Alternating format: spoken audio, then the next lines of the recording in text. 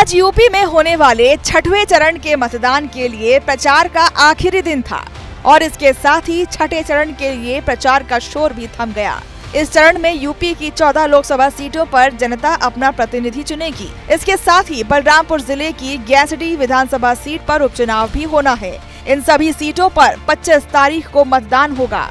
वहीं इन 14 सीटों पर होने वाले चुनाव के लिए सभी राजनीतिक पार्टियों के नेताओं ने कई जनसभाएं और रैलियां भी की। इस चरण में जिन 14 सीटों पर चुनाव है उसमें सुल्तानपुर, प्रतापगढ़, फूलपुर, इलाहाबाद, अंबेडकर नगर, श्रावस्ती, डुमरियागंज, बस्ती, संत कबीर नगर, लालगंज, आजमगढ़, जौनपुर, मछली शहर और भदोही है। इनमें से 12 सीटें सामान्य श्रेणी से हैं और 2 सीटें सुरक्षित हैं।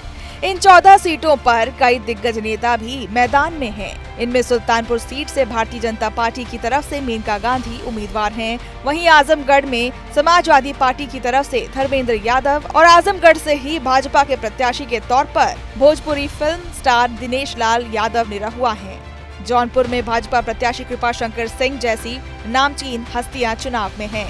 वहीं 2019 के लोकसभा में इन 14 सीटों में से 10 सीट ऐसी थी जहां भारतीय जनता पार्टी ने अपना परचम लहराया था। 3 सीटों पर बहुजन समाज पार्टी को बढ़त मिली थी और 1 सीट समाजवादी पार्टी के खाते में गई थी। अखिलेश यादव ने आजमगढ़ की सीट जीती थी, पर उसके बाद 2022 में उपचुनाव में वो सीट भी सपा के हाथ से निकल गई थी। इस बार हो रहे इन सीटों पर चुनाव में भाजपा और गठबंधन दोनों ने अपना एड़ी चोटी का जोर लगाया हुआ है। एक तरफ जहां भाजपा अपना काम बताकर लोगों से अपने पक्ष में वोट मांगने की कोशिश में लगी हुई है, तो वहीं गठबंधन भाजपा की कमियां बताकर और भाजपा के आने से क्या नुकसान होगा इसको बताने में लगा हुआ है।